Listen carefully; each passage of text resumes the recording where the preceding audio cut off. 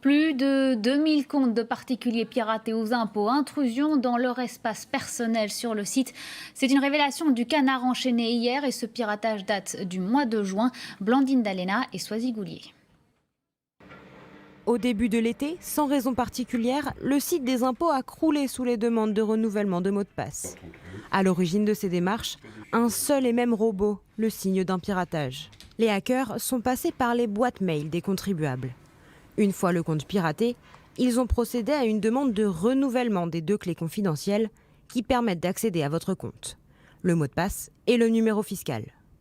En accédant à l'espace personnel d'un contribuable, c'est une mine d'informations qui s'offre aux hackers.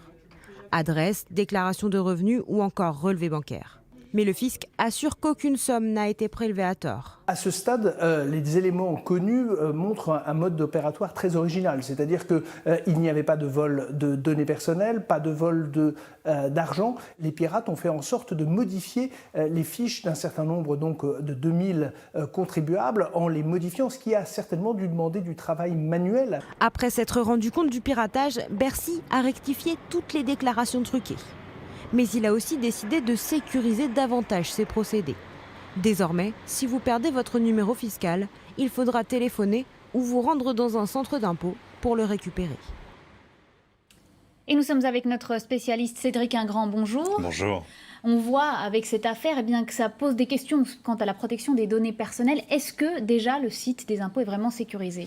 Le site des impôts, il a plusieurs chances et plusieurs challenges, j'ai envie de dire. C'est le plus fréquenté, évidemment, des sites web de l'administration ouverts au public.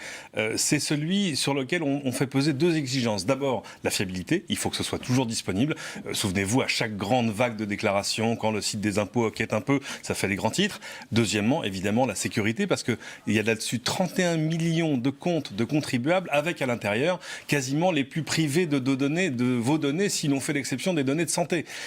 Donc tout à coup, forcément, il est extrêmement protégé. L'administration a beaucoup investi dessus, également parce qu'il rapporte. Il rapporte non seulement évidemment l'argent de vos impôts, mais aussi les économies du coût des déclarations d'impôts. Donc la DGFiP, Bercy, a beaucoup investi sur le site. Le site en lui-même, il est vraiment correctement sécurisé. J'ai pas souvenir récent de fuite de données ou de piratage massif du site des impôts. Ce que met bien en évidence ce que nous dit Bercy aujourd'hui, c'est que ces comptes qui ont été attaqués, ils ont été attaqués au travers de leur adresse email. C'est les adresses email de leurs utilisateurs qui n'étaient pas sécurisées, et pour ça, il y a quand même des moyens de se protéger. Et justement, comment protéger ces données personnelles ? Le mail, c'est vraiment la pierre angulaire de votre sécurité en ligne. Pourquoi ? Parce que c'est à ça que sont rattachés tous vos comptes en ligne. Le commerce en ligne, les comptes de l'administration, les impôts évidemment, vos banques et le reste. Quelqu'un qui prendrait le contrôle de votre email pourrait faire changer les mots de passe de tous vos comptes. Quand vous cliquez sur un lien, j'ai oublié vos mots de passe, où est-ce qu'on vous envoie un lien pour le reconfigurer ? Sur votre mail. De son côté, évidemment, Bercy va prendre des mesures. Ils l'ont dit, à partir de la fin du mois, je crois,